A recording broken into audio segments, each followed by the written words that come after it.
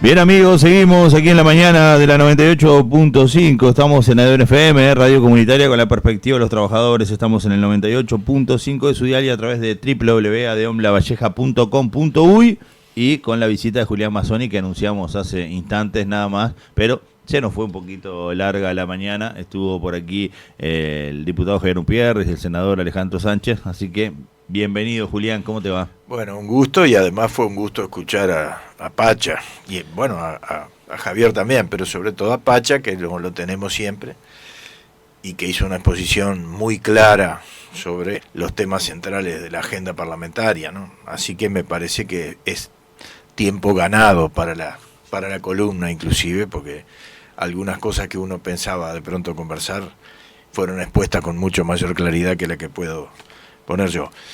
Como te decía, Mario, hemos hablado mucho de nuestro continente, hemos hablado de los procesos que se producen en otros países de América del Sur y de América Central. Bueno, hoy vamos a hablar de Uruguay, porque ya algunos oyentes me han señalado que está bien trabajar tanto sobre el continente.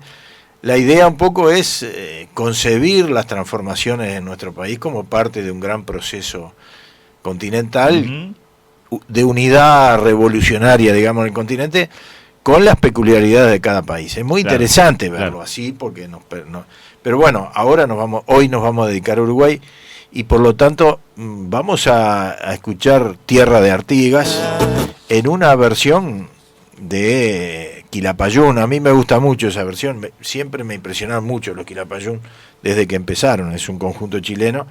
El tema, no sé por qué, que era de Carlos Sabat Ercasti, pero no, estuve viendo y es de Víctor Lima, un gran poeta salteño y olimareño simultáneamente, ¿no?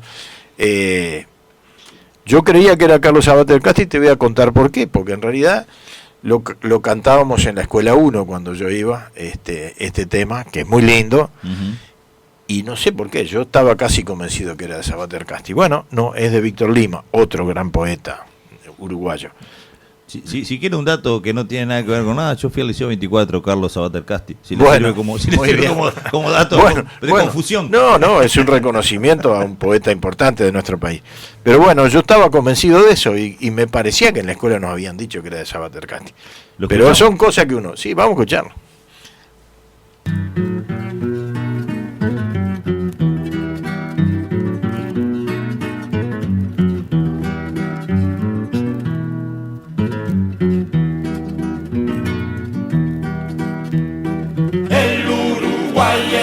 Tierra, pétalo blanco y azul, de esa rosa siempre viva, que es América del Sur, de esa rosa siempre viva, que es América del Sur. Vengan tiranos, vengan nomás, que nuestra sangre lo volteará. Vengan tiranos, vengan nomás, que nuestra sangre lo volteará.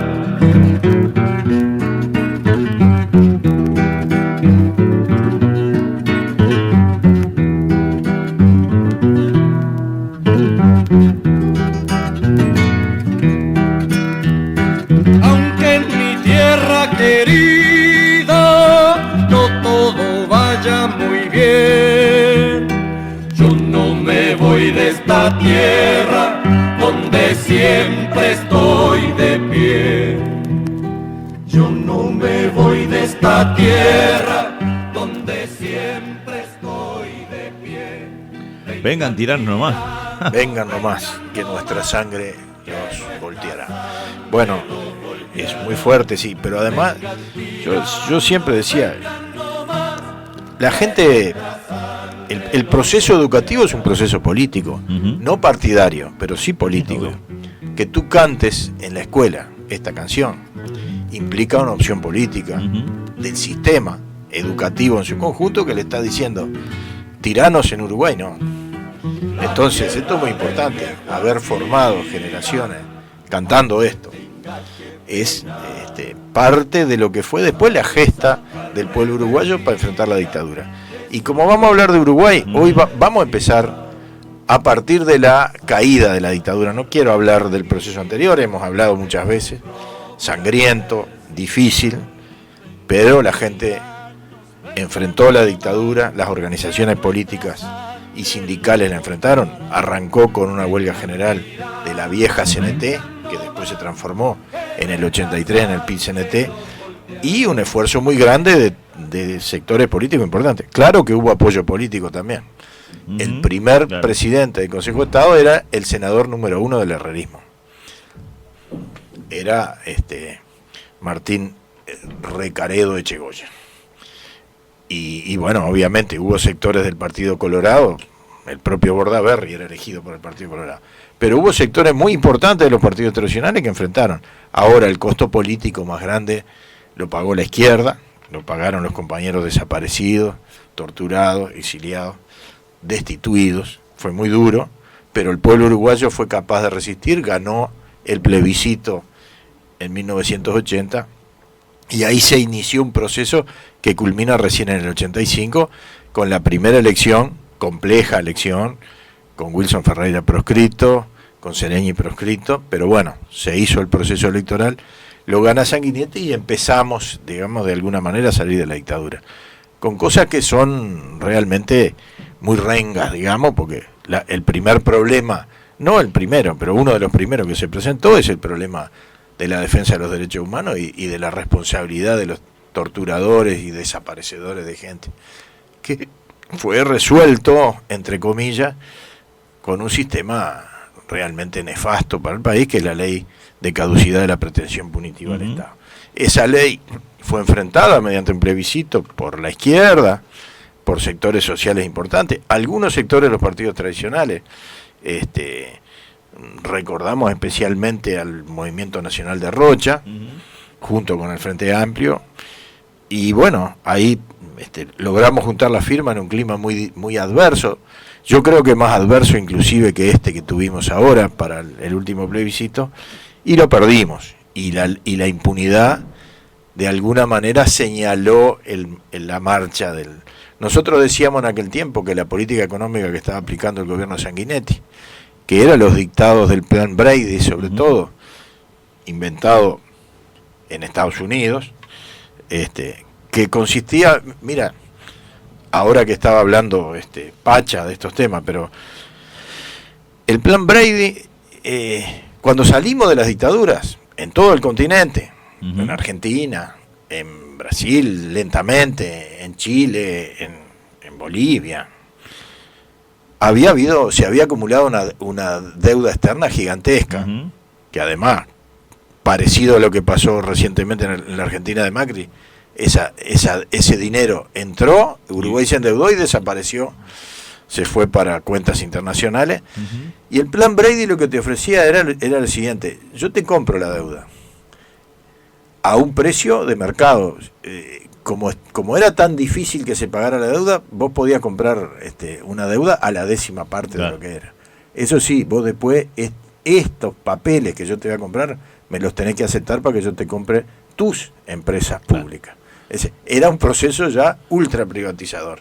Entonces te compraban las empresas públicas por la 10ª parte de lo que valían. Que valían los papeles eso. Claro, entonces se logró resistir a eso, nosotros peleamos mucho, después Sanguinetti no pudo completar ese proceso. Hay que recordar que el primer gobierno de Sanguinetti, una cosa interesante que tuvo fue que en la presión del movimiento popular y todo más, se abrieron los consejos de salario.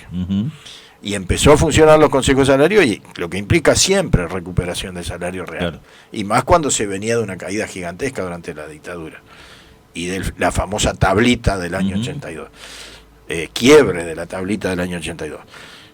Ahí, después, la siguiente elección la gana en la calle, y ahí se viene todo digamos, tan descarnado como es ahora el proceso de intento de privatizar todo el Estado. Y la palabra ajuste fiscal, me acuerdo, ¿no? El ajuste fiscal como palabra. Ajuste fiscal por un lado y privatización de la empresa pública por otro. Es decir, dilapidación de los bienes del Estado, y sale una ley de empresa pública para empezar a venderla, y la organización popular, el Frente Amplio, sale a pelear contra esta ley que logramos derogar.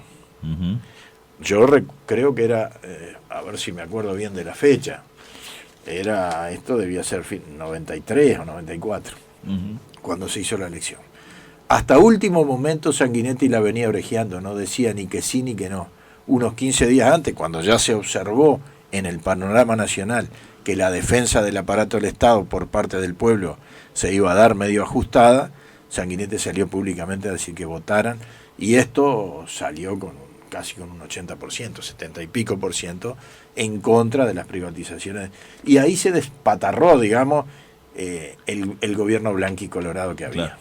Y se generaron las condiciones para que en un nuevo enfrentamiento entre blanco y colorado Sanguinetti volviera a ganar la elección y tuviera su segundo periodo. Pero ya la calle había eliminado los consejos salarios y Sanguinetti, ya que estaba, siguió. Total, ya que él lo había puesto en el otro, pero ahora no había más consejos salarios. Y la apertura económica que significó el gobierno de la calle Herrera implicó prácticamente la desaparición de la industria nacional. Se perdieron puestos de trabajo en cantidad que fueron de alguna manera en el segundo gobierno de Sanguinetti se profundizó ese proceso, y después vino el gobierno de Jorge Valle, que fue la primera vez en la historia de nuestro país donde hubo balotaje. Porque en realidad hay que recordar que en la elección del 94 prácticamente en algún momento se pensó que el Frente Amplio había ganado. El susto que se pegaron blancos y colorados hizo que armaran una reforma constitucional que implica que el presidente de la República, si no logra la mitad más uno de los votos en la primera vuelta, tenga que ir entre el primero y el segundo. Y efectivamente Tabaré Vázquez ganó esa primera vuelta con el 40%, un poco más del 40% de los votos, pero en la segunda vuelta la consigna era: llegó la hora de votar juntos. Y los blancos votaron a los colorados y tuvimos el gobierno divertido, como decía Jorge Valle, que se transformó en el gobierno más nefasto de los últimos tiempos. Creo que puede ser emulado por el actual, pero vamos a ver cómo sigue. De alguna manera eso desembocó en la crisis del año 2002, y bueno, se vivieron situaciones muy complejas. Yo creo que el Frente Amplio, ya previendo una salida política, estuvo muy bien en acompañar una serie de medidas. No sé si tú te acuerdas que Jorge Valle propuso a Chugarri como ministro de Finanzas, y de alguna manera el Frente Amplio apoyó la salida para que la sangre no llegara al río. Igual, claro, hubo corralito, hubo gente que se quedó con sus ahorros metidos en los bancos por mucho tiempo, después se liberaron, pero mucho después cobraban los intereses que se los depositaban en una caja de ahorro, pero no le devolvían el capital. Una situación de una complejidad imponente, y simultáneamente un deterioro del mercado laboral, de los salarios, de las jubilaciones. Esta es la historia de los gobiernos blanco y colorado entre el 85 y el 2004, que fue el triunfo del Frente Amplio. Y volviendo al 90, 92, 93, por allí, mientras haciendo ese paralelismo de la defensa de las empresas públicas, vos mencionaste la caída de la industria nacional, y yo recuerdo aquella oficina de desburocratización que hacía recortes en el Estado para hacer más ágil la burocracia, y a su vez comenzaba también el Mercosur a tallar, y mercaderías que por ahí pagaban el 45% de recargo para competir la industria nacional empezaron a descender drásticamente su recargo. Las importaciones se abarataron por esa razón. Y recuerdo clientes que habían en el lugar donde yo trabajaba, en el despachante de mano donde trabajaba, que dejaron de traer hilados para traer las alfombras, dejaron de traer telas para traer prendas, y automáticamente achicaban, ¿no?, el manejo del personal. El personal, claro. Terminaron siendo... Sí, era clarísimo. Hubo un periodo ahí donde se abarató un poco un montón de cosas. Claro. Nosotros no estábamos acostumbrados a comprar whisky importado. No, claro, ni hablar. El viejo y querido Magpie y a otra cosa. Dunbar. Sí, claro. O si quería comprar importado tenías que pagar bien pagado, ¿no? Después empezó a haber el whisky importado que nos gustó. Sí, claro, obvio. Nos gustó. Bueno, decían jamón polaco, digamos, yo no sé cuántas cosas. Entonces, aparentemente en el primer momento la gente vivió mejor, y era la consigna esa, con los blancos se vive mejor. Yo creo que firman los blancos, son los que viven mejor con los blancos, pero era esa la consigna del gobierno de la calle, y era la consigna que usaron para la elección siguiente. Pero bueno, se las ganó Sanguinetti, y bueno, pero el proceso no se revirtió, porque implicaba poner al Estado a hacer otro tipo de cosas que no eran las que estaban haciendo. Tuvimos que luchar en el gobierno de Jorge Valle contra la desmonopolización de nuevo, de ANCAP, de Antel. Los compañeros de esos sindicatos jugaron un papel muy importante, y logramos esa lucha del pueblo uruguayo por defender el Estado. Algo de eso estaba hablando Pacha recién. Esa lucha del pueblo uruguayo por defender el Estado fue la que generó la posibilidad de que los gobiernos del Frente Amplio pudieran actuar sobre la economía de manera de que se redistribuyera, de manera de atender los problemas sociales que tenía el país, de mejorar la educación. Bueno, y esta es la historia de los 15 años de gobierno del Frente Amplio. Claro, con un Estado fuerte. Un Estado fuertísimo no, pero fortísimo no, pero se fue marcando más presencia. Por ejemplo, está todo el tema de esto que hablamos de Alur y todo eso que hablaba Pacha recién, es, digamos, porque el Estado se puso a trabajar, desarrolló la caña de azúcar en Bella Unión, volvió Belén a tener, acuérdate que la calle Padre había cerrado el Espinillar, por ejemplo, porque, digo, ya que estamos hablando de bebidas alcohólicas, ANCAP tenía su despacho de bebidas alcohólicas y su Espinillar, que hace poco en un boliche vi una botella, pero debe ser una cosa casi imposible de para encontrar. los gustos que tenemos ahora, probablemente el Espinillar sea fulerón, pero más allá del paladar, pero era raro, lo que la clase obrera, lo que los trabajadores consumían, digamos, claro. Porque eso era así. Entonces, fenómeno, te manda, vos podés comprar cualquier whisky, eso sí, fundiste toda la industria nacional, ¿tá? Yo preferiría el ejemplo que puso Sánchez recién de cambiás todo eso por un barco más, sí, claro, de petróleo. Sí, está complicado. Es un poco así, pero bueno, ahora vino un proceso extenso de gobierno del Frente Amplio.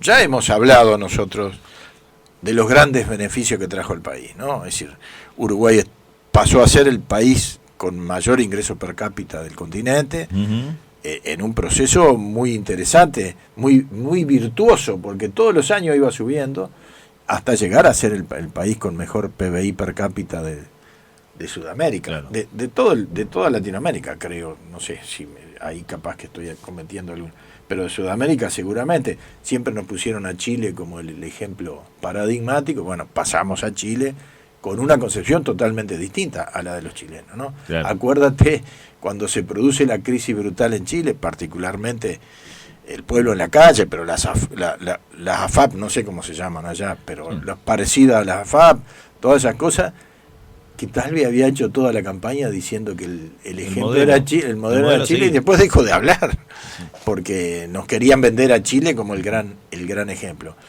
Chile recién está saliendo, porque está modificando su constitución y va a encontrar los mecanismos para superar la concepción neoliberal que fue impuesta a sangre y fuego por Pinochet, y que después la Concertación siguió, y siguió los gobiernos de derecha con más razón. ¿Tá? Por eso hay que cambiar la constitución en Chile, porque si no, no podés hacer ninguna transformación. Entonces, yo no quiero entrar en los 15 años de gobierno del Frente Amplio, porque no es eso el objetivo. Todo el mundo sabe que yo soy hincha del Frente Amplio y que creo que los gobiernos fueron de los mejores. Obviamente también creemos que hubo errores importantes, que no se atacaron algunos de los temas más, es decir, lo que se ha llamado los límites del progresismo. Es decir, ahora, si el progresismo empieza a volver, que hemos insistido acá, que nunca se fue del todo y que además está avanzando, recordamos el triunfo del MAS en Bolivia, el reciente triunfo de Castillo en Perú, el esfuerzo gigantesco del pueblo chileno para crear una nueva constitución y la elección a que condujo prácticamente a que la derecha chilena deje de tener el peso que tenía, bueno, con reveses como el caso de Ecuador, la situación del pueblo colombiano, digamos, hay todo una transformación importante, pero también simultáneamente se vieron los límites. Yo creo que en esta segunda etapa tendremos que avanzar un poco más. Es decir, es una segunda etapa de un mismo proceso, ¿no? que está viviendo todo el continente. Y el Frente Amplio tiene que hacer su autocrítica. Claro. La autocrítica del Frente Amplio por ahora ha sido limitada. Yo creo que tú recuerdas que yo he insistido en que hablamos de que no generamos el cambio cultural, y yo creo que sí que se generó el cambio cultural, y que no tuvo cambio cultural fue el Frente Amplio. Claro. Tiene que adaptarse a una nueva realidad, y bueno, cuando vos no te adaptaste al cambio cultural, la gente no te entendió más, y se abrió la posibilidad de que oportunistas que están dispuestos a cualquier aventura política gobiernen como están gobernando, digamos, con esa actitud tan soberbia, tan aislado del pueblo, que bueno, que de alguna manera el cachetazo de las 800.000 firmas les mostró que el camino no es tan sencillo como ellos pensaban. Claro, pero, a ver, alejados del pueblo y soberbios, está clarísimo como lo plantea, pero también con un alto índice de aprobación, según las consultoras, que la podemos poner en duda.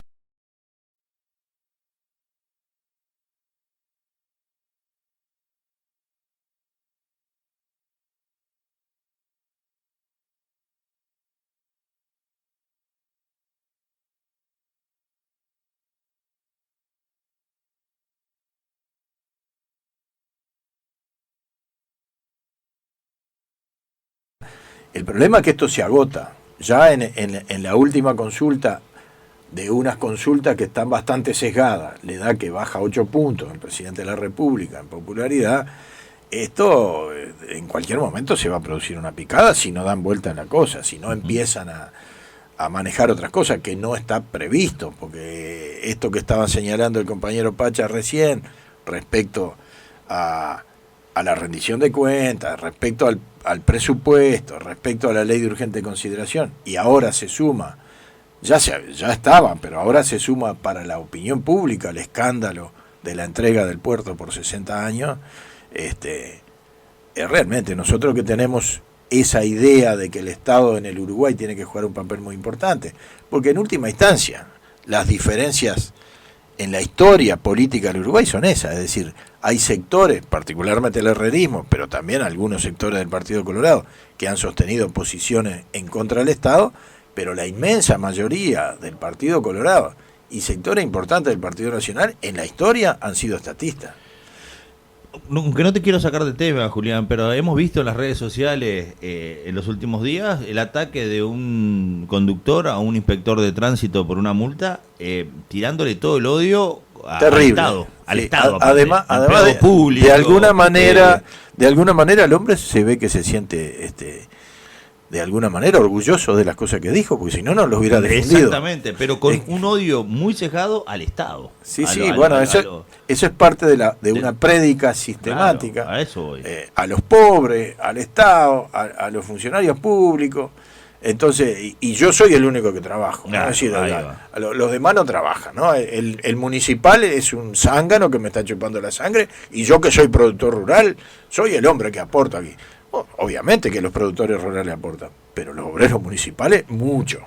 Nosotros tenemos una serie de servicios que los hacen además por unos salarios que no son digamos de bienestar. Los compañeros de ADEOM están siempre peleando por su salario, hay dificultades, y no es así. Es decir, sin esta gente que está trabajando, pongo el ejemplo de los municipales, porque el aparato del Estado más importante en nuestro departamento es ese. Pero bueno, tenemos la gente de ANCAP también, que son una fábrica muy importante para nuestro departamento. Producen riqueza para el país. Entonces, no entrar en esa cuestión de que el campo es el bueno y en la ciudad están estos obreros que nos chupan la sangre, que es un poco, y volviendo al tema histórico, el planteo de Chicotazo, que llevó a la derrota del Partido Colorado en 1958, entre los botudos y los galerudos. Así planteaba Chicotazo, utilizando muy bien los medios de comunicación. En aquel momento recién había salido la radio transistor y él se comunicaba con la gente con el planteo de que el campo sostenía la ciudad y que entonces había que enfrentar al campo con la ciudad. A eso se sumó el herrerismo y ahí es derrotado el Partido Colorado en el año 1958, y en la segunda instancia el herrerismo derrotado por la Unión Blanca Democrática, por la UBD, pero igual la consigna era o gana la UBD o queda todo como está. Ganó la UBD y quedó todo como estaba, así que al final volvió el Partido Colorado con una posición mucho más de derecha, más autoritaria, que culminó con el pachequismo y la dictadura posteriormente. Así que esas contradicciones de la consigna y la realidad. Sí, por bueno. eso me hizo reír, porque estaba esperando otro resultado, ¿no? El gobierno divertido de Jorge Valle fue el más triste de la historia del Uruguay. Y los 5 mejores años de tu vida ya llevan 2 que son de los peores que hemos tenido. Es cierto que tiene la pandemia, pero a la pandemia se suma una política económica restrictiva que no posibilita salir adelante. Pero yo quiero hablar de un tema, así que te voy a pedir ahora que hables que escuchemos a Jorge Lazaroff con algunas cosas que seguramente los compañeros del Zunca hoy en día no llevarían mucho. Después vamos a hablar de eso.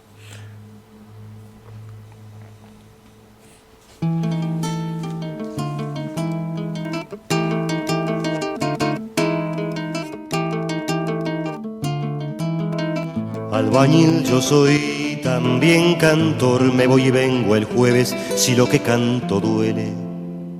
Albañil yo soy, de profesión desde el amanecer hasta que cae el sol. Albañil yo soy y silbador,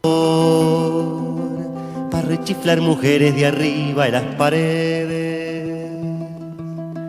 La la la la la la la la irarán, tarairara irarara.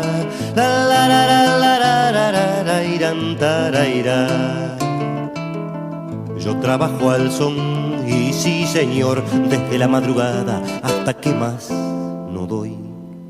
Muchos dicen que soy bruto como un ladrillo porque voy sencillo, al fondo es la cuestión. Albañil yo soy y puedo... Lazaroff de alguna manera elogia a esa profesión o ese oficio de albañil tan importante para la sociedad, ¿no? Y yo estaba un poco distraído porque estaba mirando otras cosas, pero no sé si llegó la parte que dice para rechiflar mujeres de arriba de las paredes. Esa la pasaste. Porque yo digo que hoy el Boca nos pegaría un reto. Sin duda. Sí, se lo debe haber pegado a Lazaroff, porque es interesante. El Zunca era cierto que si pasaba una mujer pero ¿cómo se por puede? una obra en construcción, alguna rechiflada le hacían. Eso era así. Pero ahora es considerado un acoso inadmisible y el sindicato único de la construcción al final se puso al frente de eso. Con el Boca, cuando todavía era su secretario. Y además, en este momento hay un montón de compañeras que trabajan en la construcción. Sí, se ha avanzado en esa materia.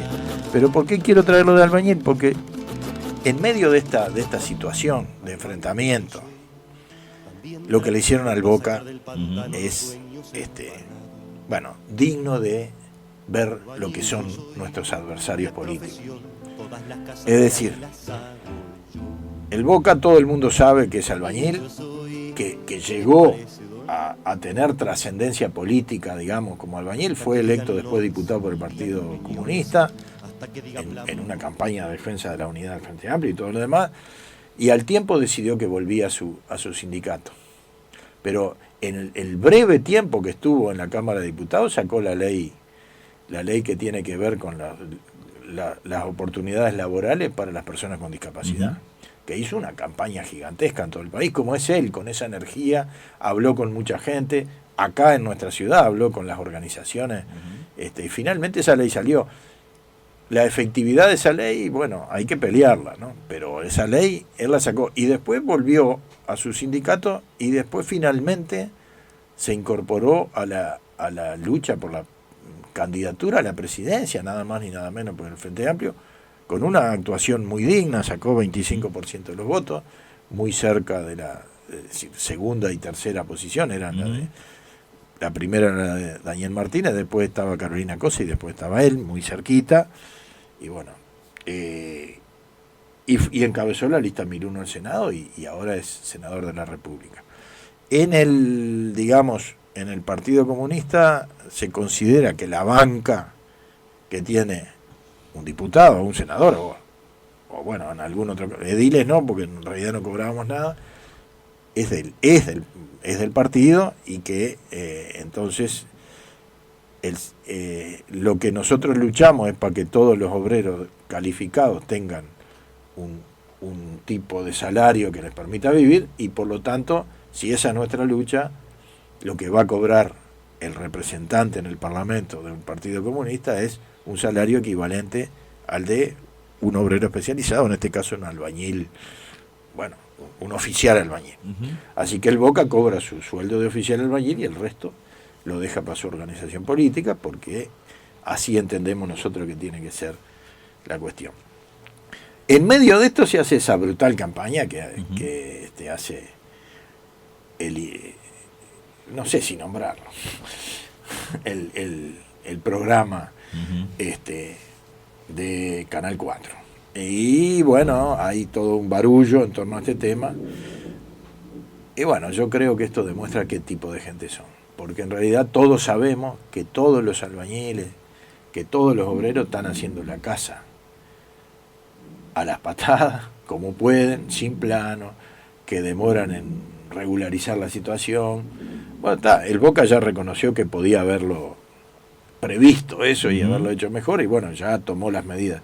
Pero que se dedique a un programa y días de la derecha, de gente que opina en las redes sociales como sin ningún tipo de responsabilidad, para atacar, demuestra el tamaño de la responsabilidad política que el compañero tiene. Ha generado odio de algunos sectores, y esto es señal de que no están dispuestos a aceptar que la izquierda vuelva, pero la izquierda va a volver y el Boca va a jugar un papel muy importante. Entonces, nosotros queríamos en el día de hoy, cuando hablamos de la situación del país, no poner esto como el eje central, porque no es el eje central. Claro. Los ejes centrales los planteó muy bien el compañero Sánchez hace un momento aquí en la radio, pero sí manifestar nuestra solidaridad con el compañero Boca Andrade, Óscar Andrade, albañil y senador de la República. Eso es lo que les molesta más, que un albañil llegue a ser senador de la República y siga ostentando orgullosamente su condición de albañil. Y esto es, me parece, el mensaje fundamental. Hay que organizarse, como el Boca nos hace organizar, hay que juntar la firma, la juntamos, él fue una de las principales caras visibles de la campaña por la recolección de firmas, y ahora hay que ir por la anulación de los 135 artículos de la Ley de Urgente Consideración, porque más allá de que todavía no está certificado por la Corte Electoral que el número de firmas se alcanzó, estamos todos convencidos de que es así y que en un tiempo vamos a estar discutiendo esto y vamos a tener que ir a votar. Y esta va a ser una segunda batalla muy importante que va a poner al Frente Amplio de pie, porque en realidad nosotros hemos dicho acá que, y todo el mundo lo tiene claro, que el Frente Amplio le costó mucho asimilar su derrota electoral y que de alguna manera estuvo actuando un poco a tientas. Pero ahora se vienen organizando, digamos, ¿cuál es el tema? El tema es elegir los principales conflictos políticos que tenés que ir resolviendo. Bueno, uno era la Ley de Urgente Consideración. Ahora el otro conflicto político importante es lograr anular el acuerdo que se hizo en el puerto con Caton Nati, que es la empresa belga que se ha quedado con el monopolio de manera, a nosotros nos parece, ilegal y comprometiendo la soberanía nacional por un periodo extensísimo.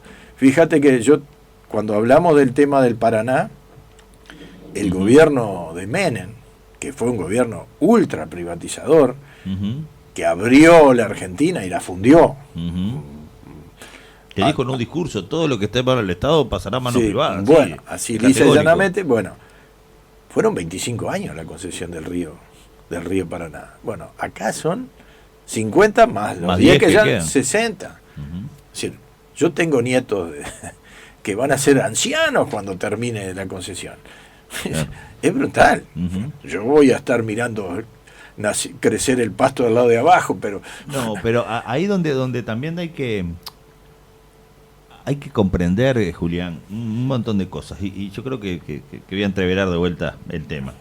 Primero, la cabeza de esos empresarios que adquiere una concesión para vaya a saber quién la vaya a manejar dentro de 50 años, ¿no? sí, claro. Esa cabeza de yo hago un negocio, porque los firmantes de la concesionaria no tienen 12 años, es decir, llegamos a los No, 70 con la claro. empresa, ¿no? Y lo otro es eso que vos decías, ¿no? De las repercusiones que tuvo y el odio al ataque al Boca Andrade. Es una regla, es norma. Hoy estábamos hablando con Gerardo Rodríguez, presidente de FANCAM, y en la mañana, previo a venir para acá en el informativo, lo que escuchaba no era argumentos en contra de por qué está bien cerrar Belén, sino hablando de horas sindicales y los problemas de los sindicatos y lo que perjudica a ANCAP, el sindicato, y ya lo vivió FENAPE, ¿no? Lo sigue viviendo. Lo sigue viviendo. El problema del sindicato, cómo repercute Bueno, el sindicato, o sea, como que parece que los que hacen las leyes son los sindicalistas, los que manejan los directorios de la educación y de las empresas públicas son los sindicalistas. Hay como no me hago cargo del proceso, le echo las culpas al que está defendiendo lo que yo... Bueno, pero además, es decir, ahí ellos identifican al movimiento sindical como el enemigo a derrotar para imponer una política, y por lo tanto se dedican a desprestigiar al movimiento sindical. Ujú. El movimiento sindical tiene su prestigio, podrá haber gente que le crea a estas cosas, pero si el movimiento sindical no tuviera el prestigio que tiene, no juntamos las 800.000 firmas, porque uno de los Exactamente. principales Claro. animadores de la campaña fue el PCNT, y Sin duda. particularmente el compañero presidente del PCNT, Fernando Pereira, Ujú. que jugó un papel muy importante en la recolección de firmas, porque era el compañero que siempre salía a decir, bueno, yo siempre digo, lo que hicieron los compañeros del PCNT, bueno, yo también, porque soy afiliado al PCNT, el 1 de mayo, fue fundamental. Fue el punto de inflexión que nos mostró que las firmas estaban, Ujú. y que más allá de las dificultades que teníamos, íbamos a juntar la firma. Y fue una experiencia interesantísima, insisto, de incorporación de militantes, de gente joven que hacía su primera experiencia y sale con un éxito importante. Bueno, ahora vamos a tener la segunda, que va a ser muy dura, que es la lucha por el sí a la anulación de los 135 artículos. Y fíjate lo que va a significar todo esto. Por ejemplo, si hablamos del tema de la educación, en estos días va a haber elecciones de consejeros del CODICEN, Ujú. pero eliminaron los consejos, el de secundaria, primaria y ahí también nosotros en la ley que había antes teníamos que elegir consejeros por voto. Vamos a derogar la ley y va a venir atrás la elección de los consejeros. Digo para plantear solamente, es decir, la situación de la educación es insostenible en este momento, por razones presupuestales y también por el autoritarismo con el que están actuando las autoridades de la educación. Nunca he visto tanto verticalismo y tanta intención de imponer cosas a los trabajadores de la educación como ahora. Se creen que somos los enemigos prácticamente y hay prepotencia. El Liceo Ivo de Montevideo tuvo una reacción importante del núcleo sindical contra la inspectora de Instituto del Liceo, que iba y estaba prepoteando a la gente. Generan un clima de agresividad desde arriba que es inadmisible. Bueno, si se deroga la LUC, volverán los consejeros electos y las posibilidades de hacer cosas distintas. Obviamente no va a modificar el tema presupuestal, pero sí van a generar otras condiciones para las condiciones de trabajo. Así que nosotros tenemos por delante una batalla política fundamental que puede cambiar el curso de este gobierno.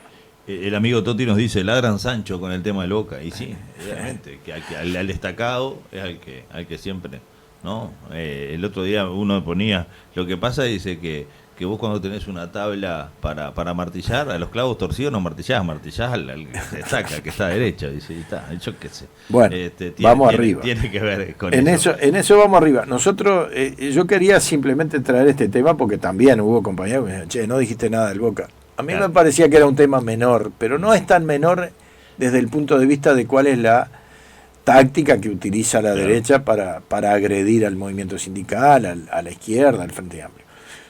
Y lo hacen porque están muy nerviosos. Nosotros cuando decimos que el tío Caimán anda con la cola cortada y está nervioso, bueno, aquí también hay tíos caimanes que creían ya que el campo era orégano y en realidad se le está el otro día leía en Twitter, en la misma frase escuché una persona diciendo que el Andrade era un delincuente y qué bueno sería que aprovecharan esto para abrir una amnistía para ponernos todos al día. Oiga. Bueno, aprovechar ese tema para armar una amnistía. Un poquito. Ya estamos. Yo pensaba hablar hoy de la rendición del presupuesto de la Intendencia Departamental de La Valleja, pero quedará para la próxima. En horario de reloj estamos en hora. No, vamos. El tema de la de presupuesto departamental o la rendición de cuentas, todo lo que podés hablar, tenías que reducirlo a 5 minutos. No, vamos a dejarlo. Capaz vamos a dejarlo y vamos. Yo tenía previsto, como vamos a hablar de nuestra localidad, de nuestro departamento, bueno, traer un tema minuano, y con eso cerramos y nos despedimos. Nos vamos entonces con este temazo que nos identifica tanto. Cada vez que decimos Son de Minas, te cantan este pedacito, ¿no?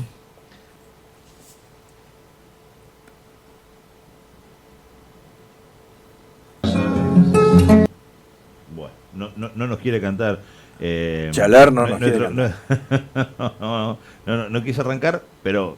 No te canses de decir que si Dios bajara a tierra por el altar de la sierra, baja en minas y en abril, negara tierra labrantiga, naranja en nubes de abril, verde luz de los sausales y en las cañadas allí, por las calles, por viejo, los cerros. Bueno, la idea era empezar con esto y poder adentrarse en el tema al cual me referí. Pero bueno, ¿qué titular para el viernes que viene? Sí, lo dejamos para la próxima. Además, ya el viernes que viene se va a ver más claro lo que va a pasar con el presupuesto departamental. Y además, bueno, despedirnos recordando que el 14 de agosto va a haber una movilización muy importante porque es el aniversario del asesinato de Liberarse y es considerado el Día de los Mártires Estudiantiles y está preparada una movilización importante en todo el país para recordar y para que nunca más haya mártires estudiantiles por luchar. Julián, un placer como siempre. Te esperamos el próximo viernes en la columna, que hoy se vio un poquito afectada por la sinergia del programa, ¿no? No, pero no hay problema, porque en realidad era muy disfrutable lo que estaba diciendo Pacha. Hasta el viernes que viene. Bueno.